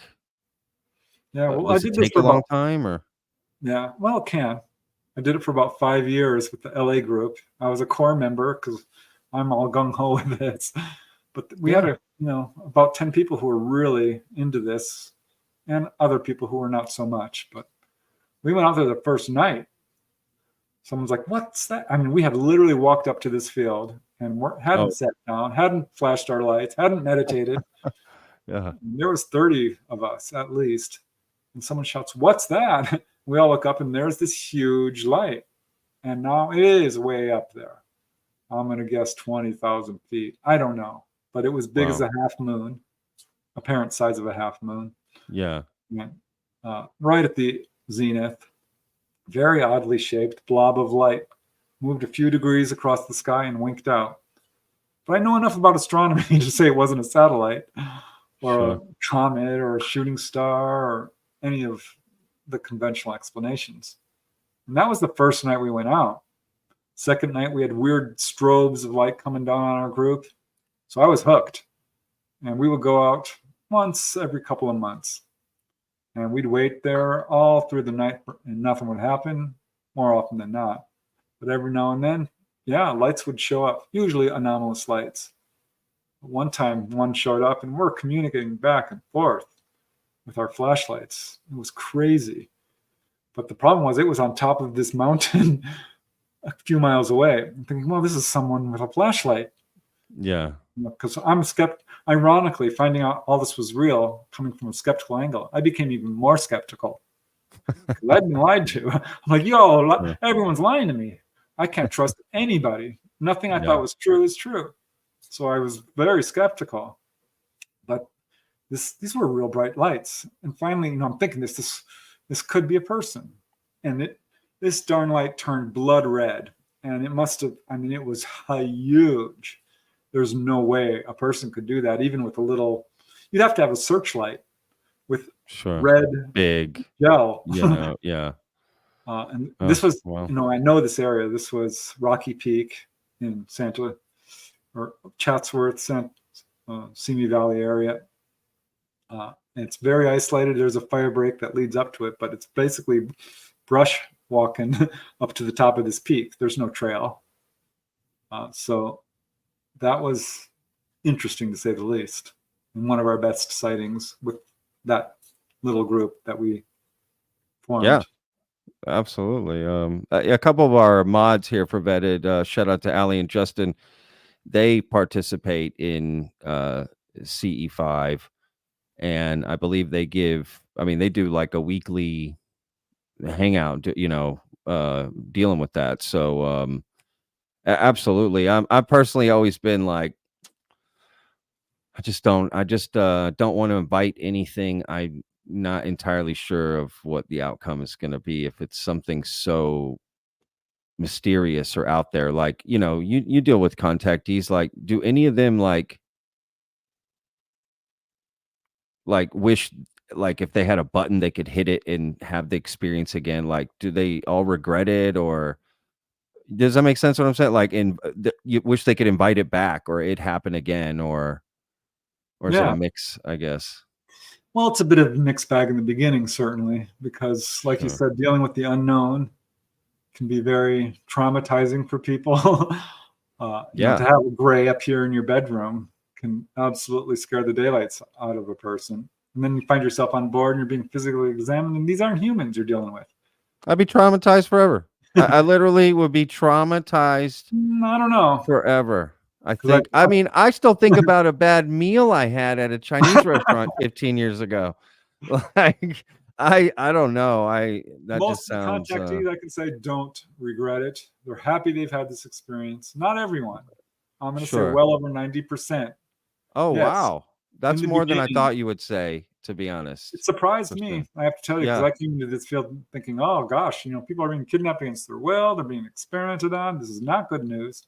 I was Yeah. wrong, Wow. because people are being pulled on board, and yes, they're being physically examined, and this is when they're often healed. I got a lot of these cases, and so does pretty much every major researcher out there. All of That's them. interesting. Bud Hopkins, David Jacobs, John Mack, Edith Fiore.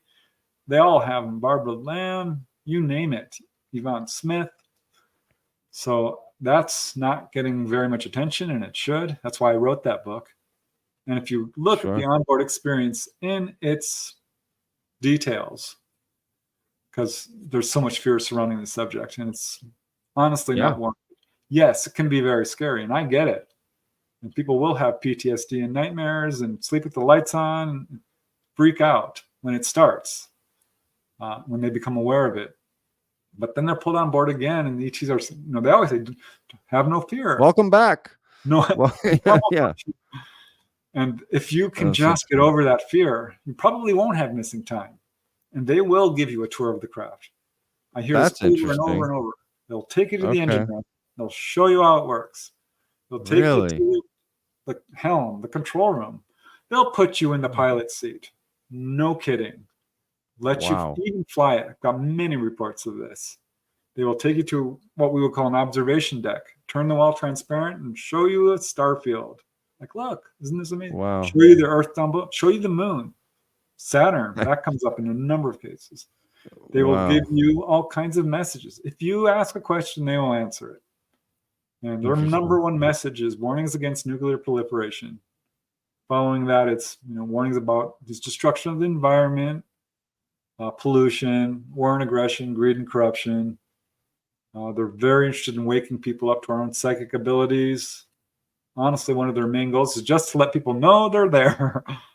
That's it. Just awareness. Right. Just strict awareness. Okay, But that's all these interesting. people, the worst I've ever heard, and I've talked to a lot of people, is being physically examined, people seeing instruments they don't quite understand coming down at them.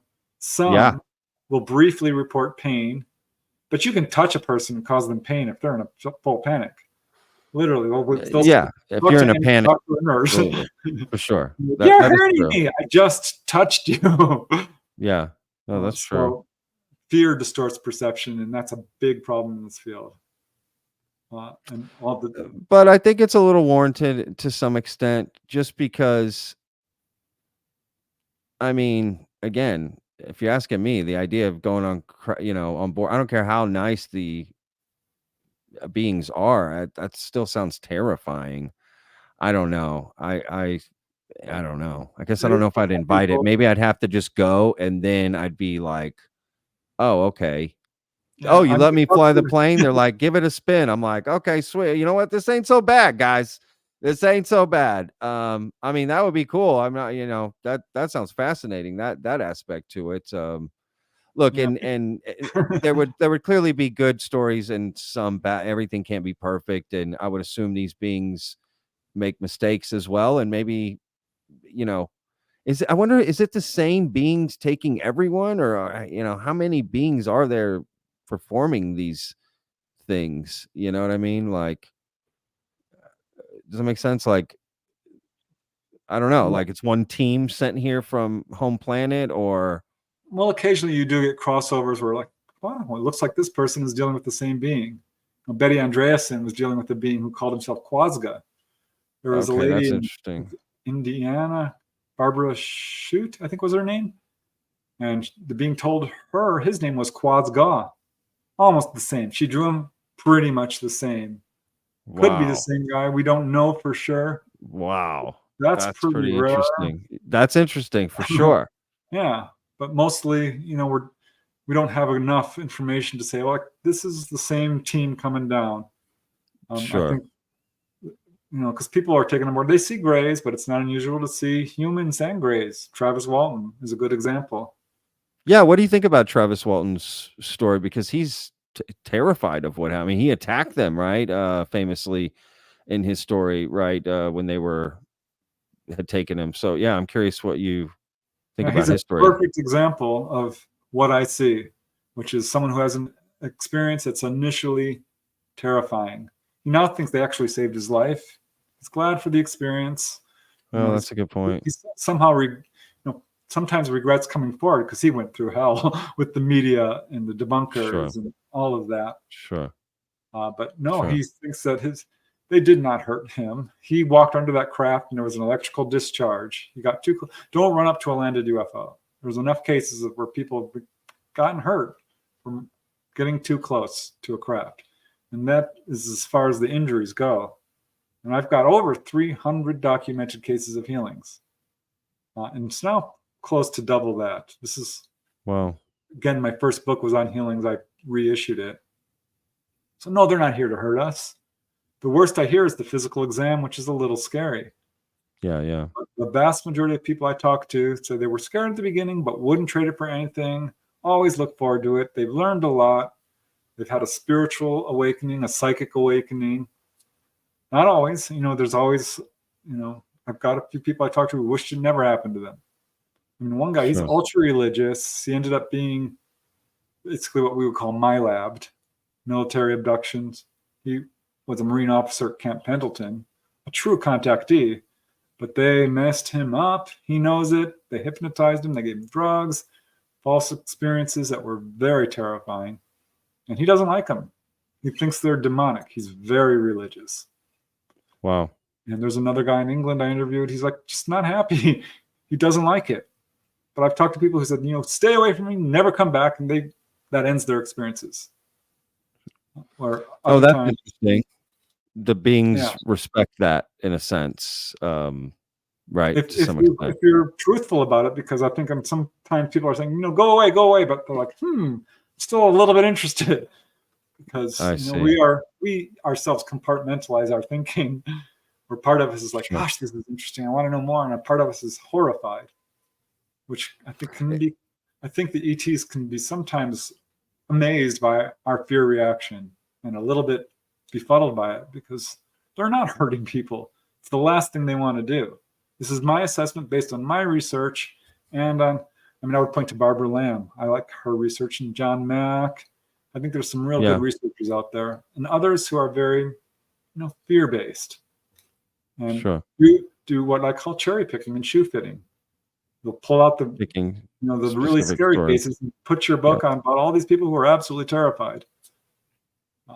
And I've never sugarcoated this. Never said it was all puppies and rainbows. which, people have accused me of being Pollyanna about this. I'm like, hey, wait a second, read my books. I do not edit people's stories. I don't. Yeah. I report the facts as we know them to be, which is so important, because Sure. not all researchers are doing that, and they're editing out, and I know this for a fact, some of the good parts, the spiritual aspects, which is a big part of this. So Yeah. we just need to be really careful about how we report this. Step back. I get contacted by a lot of people, and my first goal is, not to get their story, and it's to help them, because some people are just looking for answers, for someone to hear them and not laugh at them, not ridicule them, not roll their eyes at you, because people just need someone to talk to sometimes. Yeah, I agree. They should be heard and listened to. Absolutely. No, there's no question in my mind. Is it typical that a lot of contactees are multiple contactees? Like it's something that is continuous. So the one-offs aren't very typical. It's something that, this will be a lifelong sort of connection. Yeah, generally, it occurs very early in childhood. There'll be quite a few, and then it will lag for a few years, and then ramp up again through the teenage years, and then stop and get in the 20s. It depends. Some have 4 or 5 major experiences. One lady I interviewed, Dolly Saffron, my favorite contactee, because she had an experience at age 14, which basically woke her up to what was already going on in her whole life. She's like, I'm done with missing time. I'm going to remember. I'm sick of being afraid. And she had this missing time encounter at age 14, but sat down, meditated, recalled it, had all the things happen that I described to you, physically examined, counseled, being shown a tour of the craft, the whole deal, and worked with them directly twice a week, basically, throughout her life. She's the most extensive case I've ever had the privilege to. Oh, wow. Was she getting paid for this? I would have wanted to be on salary at this point. Right? They taught her how to fly the craft. So they take her up and she learned how to do it, which may sound crazy to a skeptic. But look at Grant Cameron's book, Sky Pilots. He wrote a book about 30, 40 people who've had this. It still sounds crazy to me, and I'm very open-minded. But yeah, I mean, I just haven't seen that or experienced that myself. So when someone's like, "Oh yeah, I flew in a UFO and they taught me how," yeah, I mean that does sound a little crazy. I'm not saying anything about this one. I'm just saying. Well, not a lot, but God, it comes up for sure. Yeah, no, wow. It's rare for a contactee to get to that level. Sure. But boy, she sure did. It felt something about her. She proved her case to me, because I eventually became a participant. And I've seen the craft. I saw medical evidence of her implant, of healings. You've seen this craft that she flew? I did. 100%. Did you see her flying it? No, I didn't. But I will tell you, I was taken on board, fully conscious, 100%. Wow. This was just a couple of years ago. And I count this as the most amazing, special, wonderful experience of my life.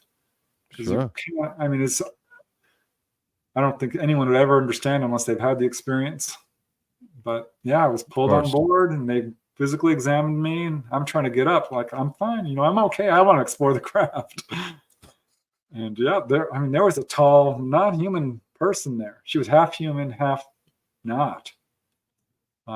Very, very, very large eyes, very tall, very slender, wearing a white jumpsuit. And there was a bit much taller gray. I mean, she had to be 7 feet tall. And I walked up to her and she's like, "So, is this what you thought it would be?" And I said, "No, it's much better." "No, thank you. This is amazing. Can I explore the craft?" And I said, "Yes." Wow. It was just a big round room with windows all around, quite a few people in there. ETs as well. It was a short experience, 5-10 minutes tops, on my birthday, by the way. So, wow, which I suspect was intentional, but this turned out to be Dolly Saffron's contacts. Same beings and craft and everything. Yep. Oh wow, that is that's fascinating. Were you like asleep? This is the middle of the night, middle of the day, Middle of the night.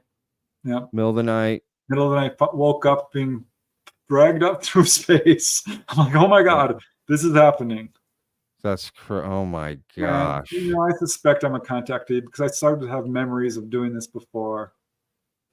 Oh, And that's interesting. some odd events in childhood, which are very vague, Sure. and can't quite pin them down. But we know this tracks families. And after my brother's quote sighting, this little object appeared in his arm. I took him to a doctor because you could palpate it. It was this little foreign body, like a half matchstick, right on the inner side of his elbow. So I took him to a doctor who was a MUFON field investigator like me, a medical doctor. He touches it and goes, wow, oh my God, we need to x-rays to this. How did this happen? Blah, blah, blah. Because there was no entry wound or anything. Now, Mark did not want to go have x-rays. And this thing eventually disappeared. So now I wonder about Mark's sighting because he was 100 feet away from this object. And I've come to realize that if you have a sighting and it's less than 1,000 feet away, chances are much higher, going up, deeper levels of contact there. Yeah, that you're forgot about, essentially. But it tracks families. And I've had 2 nephews who've had sightings. My sister had missing time. Didn't tell me. She had a couple of close sightings. She's like, oh yeah, I forgot to tell you. I did have missing time. I'm like, oh, Valerie, what the heck?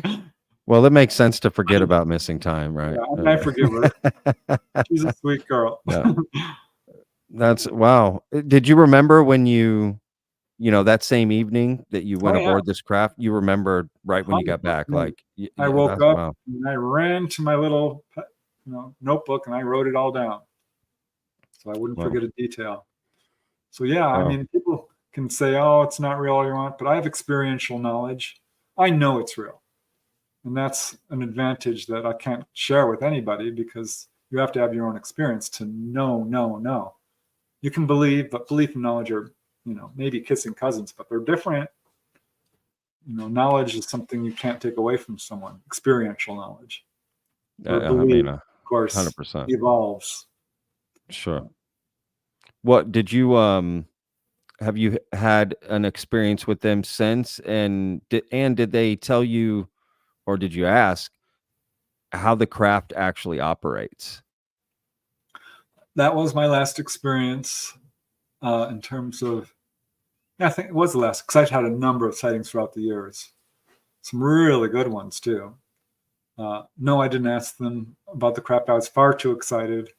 Just to see everything, and I could barely contain myself.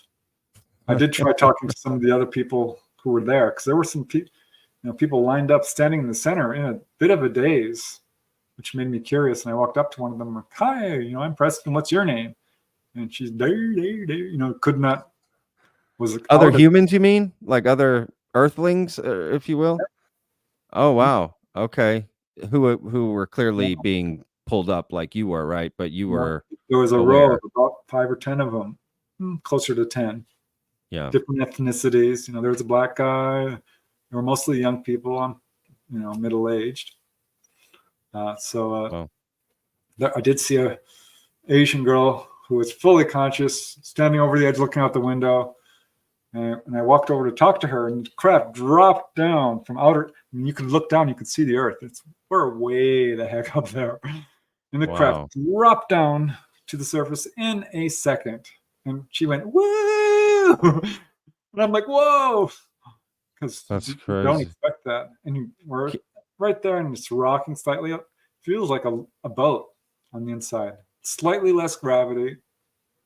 That's interesting that you can feel the movements, essentially, some of the movements. Yeah. I mean, I didn't feel like acceleration or anything, but you could feel it rock slightly. Absolutely. A little bit, yeah. Wow. The whole experience was thrilling from beginning to end. I've never had fear of this for whatever reason. I think because early on I kind of looked at what's going on here and saw through the media-based fear portrayal of this and realized, no, they're not here to hurt us. If they were here to hurt us, we'd know it. We wouldn't be here. Happened. They've been around since pre-history. We know this because as soon as we started recording anything, this subject came up. It's there in rock paintings, rock carvings, and stone carvings, and hieroglyphs, and anything early on. It's mentioned all the way up through history. So they've been around forever. Yeah. Do you hope they come back for you? Like, Oh and yeah, take you up again, another trip? I'm ready. I'll go live with them, honestly. Yeah, I think that at some point, because I've talked to a lot of contactees, and there's been a lot of messages given by the ETs about how our planet's in dire straits, and we're facing an existential crisis, possibly. I mean, real bad stuff. And many, many contactees have told me how they were given the message that at some point there could be a rescue. What we would think of is, an evacuation if need be. Oh, that's interesting. From the planet? From the planet. Yep. Oh, I don't want to leave here. Well, you will if it's all going up in fire. If a CME, a coronal mass ejection, fries this planet, or a micronova, something. Wow. Where would we go? There are other planets out there. We just go live somewhere else on another planet. I guess that would be kind of cool too, but it would be an adventure. I think it's going to shock a lot of people. When this, it's hard to predict the future, hard to determine the truth of what's going on in this field. Oh, sure. But man, oh man, I've heard that enough times where I take it seriously. Yeah. Dolly Stafford, my favorite contactee, has a lot to say about it. I wrote a whole book on her case, Symmetry, and I'm working on a sequel. Because she's got some films too, corroborating witnesses. She's the real deal. So she's basically filled in a lot of the blanks and answered a lot of the questions I have about what contact means and what it's like. And did she send those beings to you? Get this. She was looking to go public, right? And so she's talking to them. They sent her to me. They said, here's a guy we want you to check out. Gave her my name. She told me this. Like, because this has happened so before. They know about you, or they know about you, right. Patrick. They know about me. 100%. What's up, y'all? What's up, y'all? How we doing? Woo! Not even kidding. If they're screenshotting me right now, let me. Here's my good stuff. Here's the good stuff for the photo on the file. I'd had other contactees tell me this, and I kind of took it with a grain of salt. But I'd had some indication that they did know about me, because I'd ask people to go on TV, and then the ETs would come down and say, no, it's not time yet. Or I'd be interviewing someone, and the UFOs would show up at their house right after the interview. Weird little things like that. So when Dolly told me that, I'm like, okay, well, this has happened before. Someone told me flat out the same thing. And it was shortly after that, some guy from England calls me. England's far away from here, and I'm in California at that time. And he says, I need to talk to you. I need to talk to someone. Had an encounter. ET's warned me about nuclear proliferation and future disasters. Have you heard this before? I said, well, yeah, I have. This is one of their common messages. Blah, blah, blah. We talked for a long time. I comforted him. I'm letting him, answered his questions, basically. And it was an hour-long conversation. He's like, okay, just need to tell you one more thing before I hang up. This was Gray's, he said, and they came this morning. This just happened to me. He said, they told me to call you. I'm like, what? He said, yeah, they gave me your name. I don't know you. I certainly did not know him. Wow. They told him to call me. Wow. That my information is there. He can find me. And I'm like, they should have asked you first, like, hey, can we send some people your way? Right? They didn't even get your permission here. They may have, that's true. Yeah, that's a good point, actually. Maybe they did. Maybe you signed something you don't remember. Yeah, I suspect there's something along the line. But clearly you don't mind, right? I mean, you no, this is a subject that's probably really rather enjoy it. I feel like it's a little bit of my mission to basically let people know what's going on. Yeah, I like it. I like it. No, man, I absolutely thoroughly enjoyed this conversation. I must say that. You're super enjoyable to talk to, very knowledgeable. It's very easy to have a conversation. And, I can't wait to share this with everybody, to be honest with you, to get that out there. What is there anything we missed that you wanted to make sure gets, I don't know, something that you wanted to say or something we didn't get to, Oh, are you kidding? We before could we talk go? for hours. Yeah. I mean, we didn't talk about the schoolyard UFO encounters. We didn't really get into the healing kit. I mean, no, Right. we covered a lot. I would just say, don't look to our lying governments for answers. They're not going to tell the truth. They're very fear-based, intentionally, I think. We need to, each of us individually need to seek out the truth ourselves. Don't believe me. Look, do your research, talk to contactees. That's where you'll find the truth. If you want to know what it's like to have contact, do the research. There are enough cases out there where you can see what I'm saying. I stand by it, of course, but don't think they're here to hurt or take over or harm people or anything like this, scare us. And I think the first-hand cases speak that very loudly. So I would just say, yeah, do your own research. Let love and truth guide your actions. Be good, have fun, and UFOs are real. Bam. Love it. Well said. I love that. No, that's great. Well, look, Preston, again, thank you so much for coming on and taking the time. How can people connect with you online if they, want to? Oh, super easy. I'm very easy to find on social media. I have a website. Just type my name in. I've got a YouTube channel. I put out my research. Got all my books on Amazon and other online retailers. And I'm Twitter, X, I guess you call it now. Instagram. Trying to keep up with all of that. But yeah, easy to find on social media. If you have a question or a comment or a story you want to share, that's always interesting to me. Well, yeah, I appreciate you having me on the show, Patrick. I love this subject. It's important. Absolutely. No, I love these conversations. I'll put links in the description to your website and some of your social handles so people can find it that way too if they don't want to search. But yeah, I absolutely appreciate you coming on and digging further into the Kingman case, and just honestly, thank you for sharing your own personal experiences. And I know it could be very vulnerable, so thank you for sharing it with me and the audience that will see this. And just thank you for the hard work you put in on this. And if people want to learn more, please go check out Preston's stuff. And again, man, just thank you for the time. It's a pleasure and an honor. Thank you.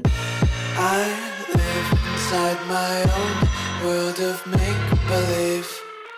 Kids screaming in the cradles, profanities. I see the world through ice covered in ink and bleach. Cross out the ones who heard my cries and watched me weep.